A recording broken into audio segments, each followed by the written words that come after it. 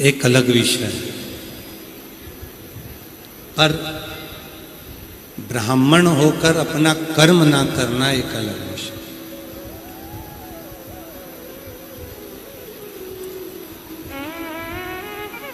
संसार में जितने भी मनुष्य जन्म लेते हैं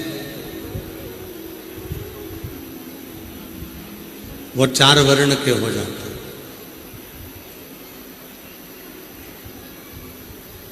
प्रत्येक मनुष्य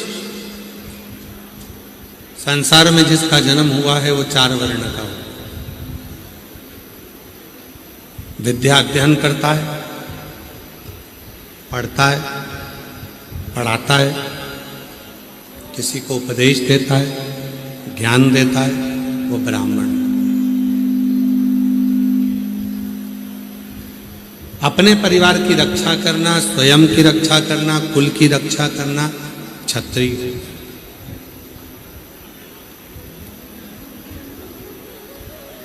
धन एकत्रित करना, उस धन का सदुपयोग करना वैश्य।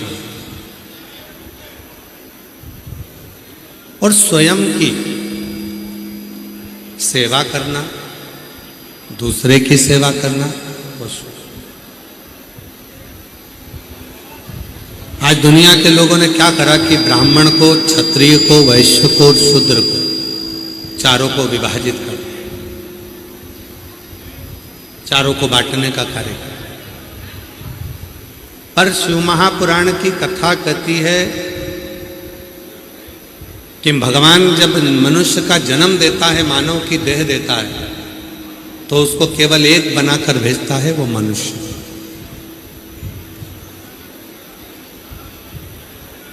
अब उस मानव देह को धारण कर कर आप उस मनुष्य देह को धारण कर कर क्या क्या कर्म करते हैं, ये आपके ऊपर नहीं।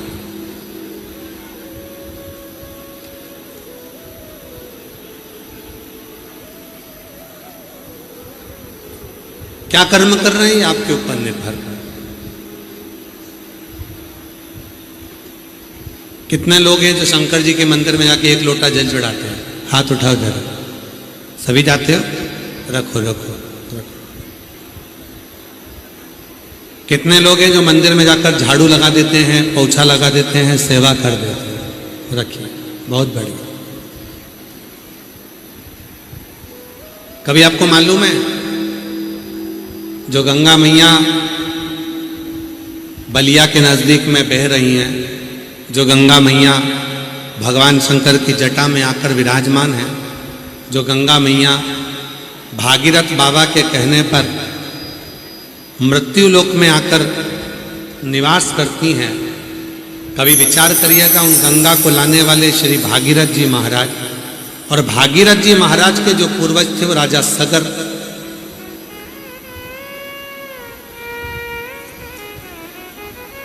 कभी विचार करिएगा कि राजा सगर का जन्म और उनके घर में गंगा का अवतरण कैसे हो गया।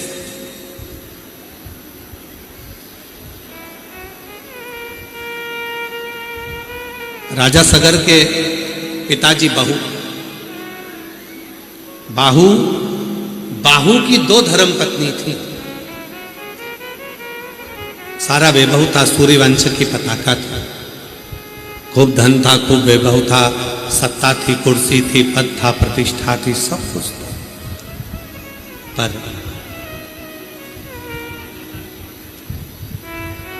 कुछ लोगों ने साथ बनाया, मित्र बन गया, और मित्र बनकर धीरे धीरे उसको गलत मार्ग पर लेकर चले गए और उसको अहंकार उत्पन्न करा।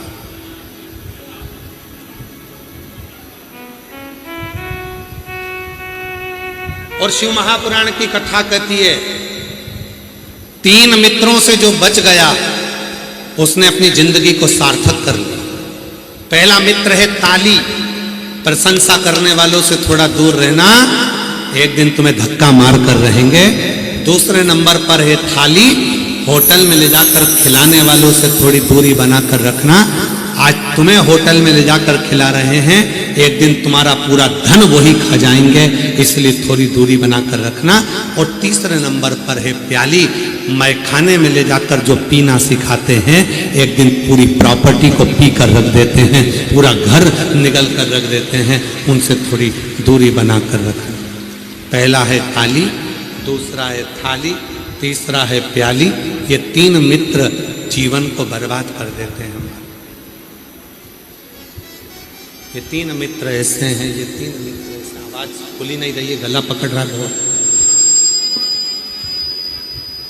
ये तीन मित्र ऐसे हैं जो जीवन बर्बाद कर देते हैं। पहला ताली, दूसरा थाली, तीसरा प्याली। थोड़ी दूरी बनाकर आएंगे ये अपना बनकर और हमें बर्बाद कर कर चले जाएंगे। राजा बाहु का चरित्र क्या कहता है? राजा बाहु की दो धर्मपत्नी थी। मित्रों ने दोस्ती बनाई, दोस्ती बनाकर धीरे धीरे धीरे धीरे आक्रमण करा, पूरी सत्ता को अपना बना लिया। और बनाने के बाद राजा बाहु को दरवाजे से बाहर कर दिया, नगर से बाहर हो गए। खुद के अभिमान के कारण, खुद की सत्ता वैभव का जो अभिमत्ता थी, अहंकार था, उसके कारण बाहर धीरे धीरे बाहर जाते जाते जाते जाते जाते जाते जंगल में पहुंच जाते, वन में चले जाते। वन में जाकर निवास करने लगते हैं। महाराज वन में चले जाते, वन में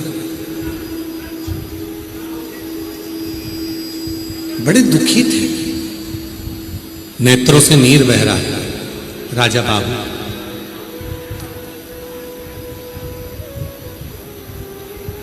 राजा बाहु अपने अंतिम क्षण में आए, प्राणों को त्याग दिया। राजा बाहु की धर्म पत्नियां दोनों विलाप करने लगी, रोने लगी। छोटी पत्नी गर्भ से, छोटी पत्नी का गर्भ था। इतनी देर में औरव ऋषि का आगमन हो गया। औरव मुनि ने देखा कि गर्भवती नारी भी पति के साथ सती हो रही है और बड़ी रानी भी पति के साथ सती हो रही है। दोनों को देखकर औरव मुनि के मन में बड़ा ग्लानि होने लगा। औरव मुनि के मन में बड़ा ग्लानि, बड़ा दुख।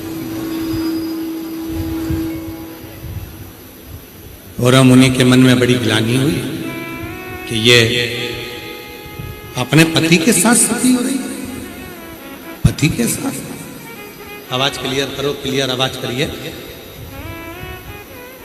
अपने पति के साथ सती हो रही है। औरव मुनि ने समझाया उन दोनों धर्म पत्नियों को कि तुम गर्भ से, तुम्हारे गर्भ में बच्चा और तुम गर्भ से, गर्भ में बच्चा, गर्भ का बच्चा, तुम्हारे गर्भ में जो बच्चा है, तुम्हारे गर्भ में बच्चा है, अगर तुम अपने पति के साथ प्राणों को त्याग देती हो तो ये बच्चा भी मर जाएगा और तुम्हें बाल हत्या का दोष लगेगा। तुम मरो मरो, प्राण मत त्याग। पति का अंतिम संस्कार करवाया। औरव मुनि दोनों को अपने साथ ले गए। एक दिन राजा बाहु की पत्नियों ने हाथ जोड़कर विनय करा कि हमारे पति का पूरा वैभव चला गया, सत्ता चली गई, राज्य चले गया, धन चले गया, संपदा चली गई, सारा वैभव चले गया, सारा सत्ता चली गई। अगर हमारे पति के वैभव को, हमारे पति की सत्ता को, हमारे पति के धन को, कुर्सी को, पद को, प्रतिष्ठा को वापिस अगर पाना हो तो क्या करना चाहिए? तब औरव मुनि ने कहा कि एक काम करो, शिव के शिवालय में चले जाओ।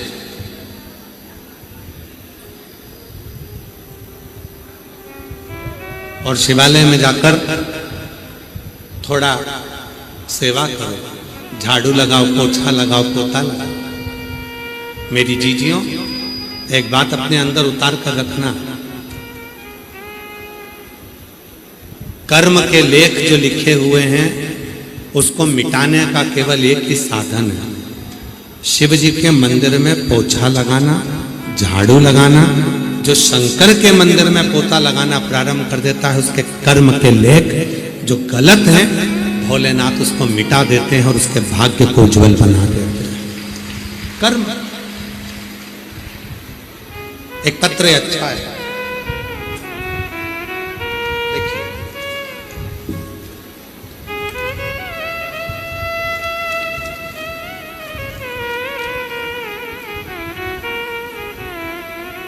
मैं ममता सिंह, पति अरुण सिंह, जीरा बस्ती बलिया की रहने वाली हूं। कहीं बैठी हो तो हाथ हिला सकती हैं। आप ही हैं? हाथ हिलाओ इस साथ, वापिस हाथ हिला दो सामने।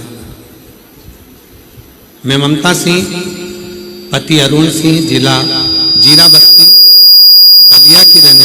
आ जाइए, आ जाओ, एक बेलपत्र ले जाना। बाबा कुंवरेश्वर के चरणों को नमन करती हूं। बलिया जिले में आप आए, उसके लिए मैं धन्यवाद देती हूं। हम सभी बलिया वालों की तरफ से दयाशंकर सिंह भाई जी को बहुत बहुत धन्यवाद देती हूं। बाबा दयाशंकर सिंह भाई जी को मैं बहुत बहुत धन्यवाद देती हूं, जिन्होंने हमारे बलिया में ये शिव महापुराण की कथा को आयोजित किया। 2020 से कथा का इंतजार कर रहे थे और आज दयाशंकर सिंह भाई जी ने हम सब बलिया वासियों को कृतार्थ कर दिया, उसके लिए हम धन्यवाद दें। गुरुदेव, मेरे पति हर साल सीहोर जाते हैं, रुद्राभिषेक में शामिल होते हैं, कावड़ यात्रा में शामिल होते हैं। बाबा, मैंने अपने बच्चे के लिए 2025 में बाबा से विनती करी थी कि बेटे की सरकारी नौकरी लग जाए, और बाबा की कृपा से उसकी सरकारी नौकरी 2025 में लग गई बनारस में। फिर बाबा से विनय करा, बेटे ने कहा मम्मी मैं एक बार फिर दूसरी सरकारी नौकरी के लिए अप्लाई कर रहा हूं, और बाबा की ऐसी कृपा हुई, फिर से 2026 में उसका मन चाहा दूसरी सरकारी नौकरी का फॉर्म आया, और मैंने उसके लिए 3 बार पशुपति व्रत किया। बेटे को सीहोर रुद्राभिषेक 2026 में भेजा और 2 दिन के कथा सुनी, और बाबा का ऐसा कृपा हो गई कि मेरे बेटे की दूसरी सरकारी नौकरी भी आ गई, और बाबा की कृपा से उसका ज्वाइनिंग आ गया। आज मेरा बेटा असिस्टेंट इंजीनियर के पद पर हरियाणा में नियुक्त है। मैं बाबा को यहाँ धन्यवाद देने के लिए आई हूँ। बाबा की कृपा से हमारे बेटे को सरकारी नौकरी मिली। एक पत्र और है,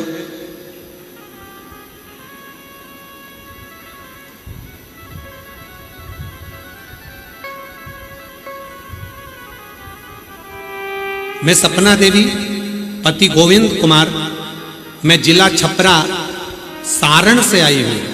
कहीं बैठी हो तो हाथ हिला सकती हैं। मेरा नाम सपना देवी, पति गोविंद कुमार, मैं जिला छपरा सारण से आई हूँ। कहीं बैठी हो तो हाथ हिला सकती हैं, और अगर आई हो तो बेलपत्र लेने के लिए आ सकती हैं। पत्र को आप लोग LED पर पढ़ सकते हैं और आस्था चैनल पर पढ़ सकते हैं। दुनिया के लोग जब स्वयं अपनी आंखों से चमत्कार नहीं देखते, तब तक उन्हें अंधविश्वास ही लगता है। गुरुदेव, मेरे भोले बाबा ने ऐसा चमत्कार किया कि मैं बता नहीं सकती। गुरुदेव, सावन के शिवरात्रि पर किए गए अभिषेक का फल हमें मिल गया।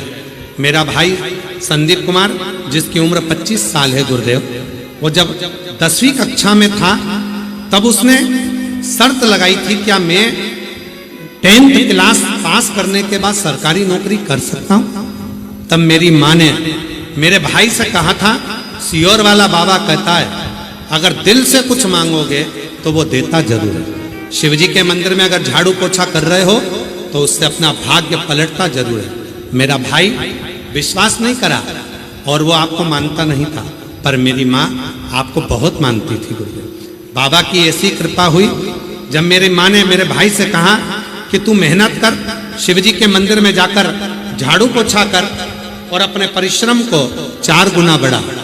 आज बाबा की ऐसी कृपा हुई गुरुदेव, मेरे भाई की एक नहीं 3 सरकारी नौकरियों के ऑफर आए और बाबा की कृपा से मेरे भाई ने एक नौकरी बीएसएफ की चुनी और आज मेरा भाई बीएसएफ में नौकरी कर रहा है। मैं बाबा को धन्यवाद देने के लिए आई हूँ कि मेरा भाई बीएसएफ को चुना और बाबा की कृपा से आज वो बीएसएफ की नौकरी कर रहा है। मैं शिव जी को यहाँ नमन करने के लिए आई। तीसरा पत्र है, मैं बेदेही मोदनवाल पुत्री श्री ज्ञानचंद मोदनवाल मोहल्ला जियनपुर जनपद आजमगढ़ की निवासी हूँ। कहीं बैठी हो तो हाथ हिला सकती हैं। जनपद आजमगढ़ की निवासी हूँ। मेरा नाम मोदनवाल बेदेही मोदनवाल पुत्री श्री ज्ञानचंद मोदनवाल, मैं मोहल्ला जियनपुर जनपद आजमगढ़ की निवासी हूँ। मैं बड़े भाव से बलिया के मंत्री महोदय को बहुत बहुत बधाई देती हूँ जिन्होंने हम बहनों को कथा सुनने का मौका दिया। मैं उनके लिए एक बार तहे दिल से शुक्रिया अदा करती हूँ। गुरुदेव, मैं बाबा का क्या वर्णन करूं। कई सरकारी नौकरी के लिए कंपटीशन एग्जाम में बैठी पर सिलेक्ट नहीं हो पाई थी। फिर मैंने आपके कहे अनुसार मंदिर में जल चढ़ाना, शिव मंदिर में झाड़ू पोछा करना और अपनी मेहनत को 4 गुना बढ़ाया और बाबा की कृपा से आज मेरा यूपी पुलिस में सिलेक्शन हो गया। मैं बाबा को यहाँ धन्यवाद देने के लिए आई हूँ। मेरा फोटो भी लगा रही हूँ। मेरा यूपी पुलिस में सिलेक्शन हो गया। मैं अपना फोटो भी लगा रही हूँ। बाबा की कृपा से मेरा सिलेक्शन हुआ। कहीं बैठी हो तो आ सकते। शिव के मंदिर में अगर आप हम एक पत्र और है बड़ा सुंदर। मेरा नाम तनिषा शाह है। मैं इस्लामपुर गोरखपुर की रहने वाली हूँ। मेरे पति का नाम शनि शाह है। महाराज जी, हमारी शादी को कई वर्ष निकल गए थे। 8 वर्ष से भी ज्यादा हमारी शादी को हो गए थे। सारे डॉक्टरों का इलाज करवाया। डॉक्टरों के हिसाब से गोरखपुर के डॉक्टर ने कहा था मैं कभी मां नहीं बन सकती। और लखनऊ गए, वहां भी दिखाया तो कहा कि तुम मां नहीं बन सकते। तब किसी के कहने पर हमने सफेद आंकड़े की जड़ का प्रयोग करा और बाबा की कृपा से 8 वर्ष के बाद मेरे घर में पुत्र रत्न की प्राप्ति हुई। मैं बाबा को यहाँ प्रणाम करने के लिए आई हूँ। कहीं बैठी हो तो आ सकते। और तेरी कृपा बिना एक भी लेते हैं श्वास तेरी कृपा से तनु तनु।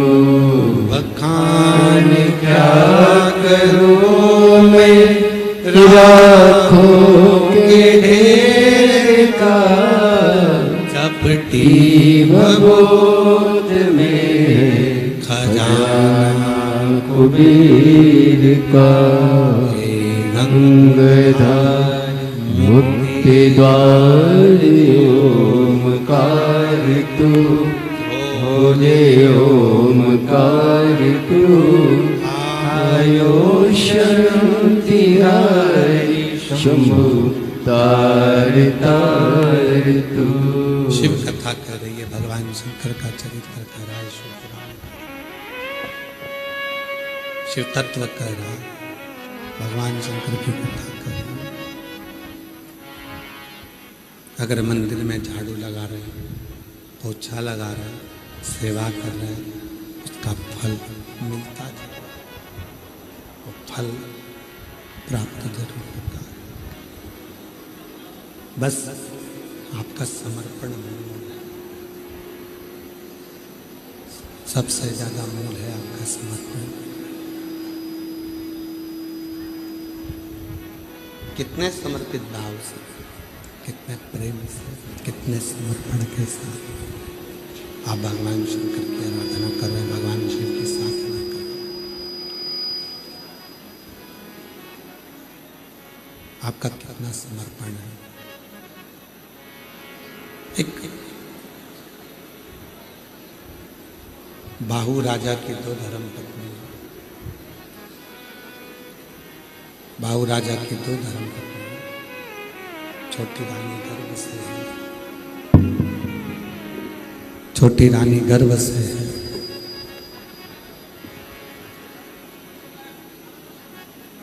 और ऋषि ने केवल एक ही काम दिया कि झाड़ू लगाना, पोछा लगाना, शिव मंदिर की सेवा का।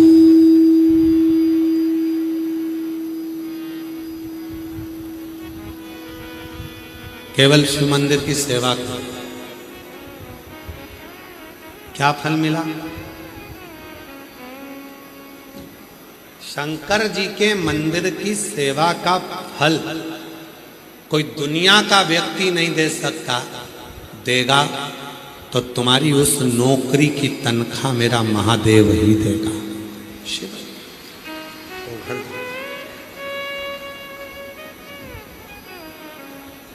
और मेरे भोले तेरी नौकरी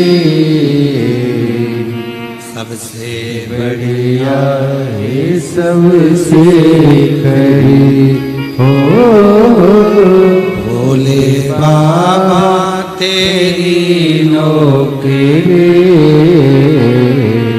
सबसे बढ़िया है, सबसे खरी।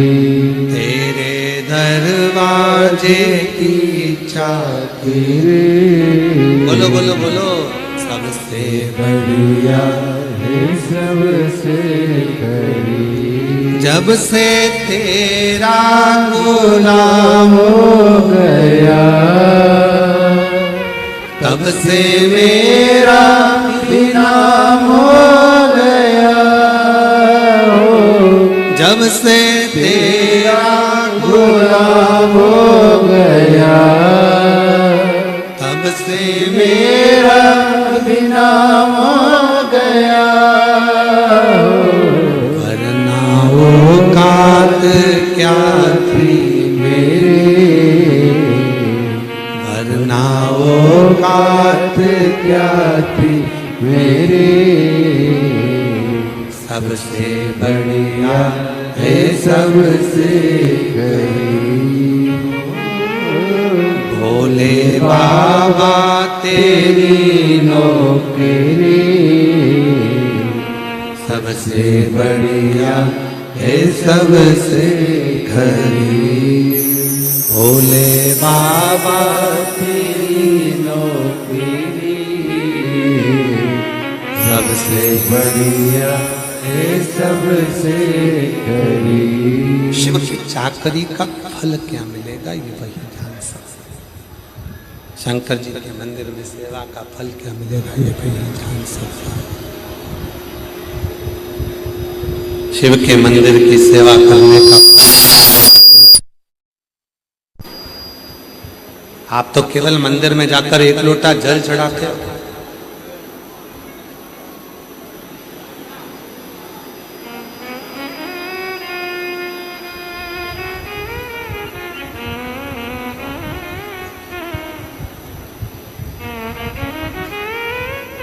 इस कथा को सुनने के लिए ना जाने कितने कितने लखपति करोड़पति भी कथा के पंडाल में बैठे हैं। जितने यूट्यूबर उत्तर प्रदेश के हों, बलिया के हों, मैं उनसे कहूंगा सोशल मीडिया वाले एक बार जब पंडाल में बैठते हैं, जो रात्रि को यहाँ सोते हैं, उनसे पूछना उनके घर में एसी लगा होगा, कूलर लगा होगा, पंखा लगा होगा, डनलप के गद्दे होंगे, सारा सुख होगा, फिर भी 7 दिन भोले बाबा के पंडाल में चैन के आनंद के साथ सोते हैं, क्योंकि उनको मालूम है कि 7 दिन शिव महापुराण के कथा के पंडाल की मिट्टी मिट्टी नहीं रहती, स्वयं शंकर के चरण की रज हो जाती है, जो जीवन का सुख प्रदान कर दी।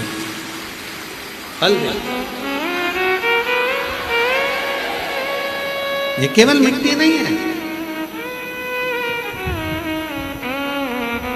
क्या देगी, कैसे? और आप लोगों से भी निवेदन है, कथा में आओ, शांति से बैठकर कथा को श्रवण करो, आरती हो, आरती के बाद में जब यहां से जाओ, मिट्टी को थोड़ा नमन कर कर, प्रार्थना कर कर, प्रणाम कर कर अपने घर पर जहां बैठते हो उसी स्थान पर, जब घर पर जाते हो उसी भूमि को नमन कर, उसी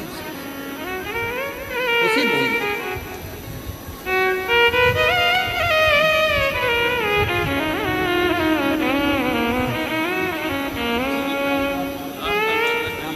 बाबा को प्रणाम करो, बाबा को प्रणाम करो, हर हर महादेव प्रणाम करो। मेरी 8 साल के बाद हुआ, एक बार जोरदार ताली बजा। खिला तब जाकर मिला हो, मेरी किस्मत का जब खिला तब जाकर ये दर मिला हो।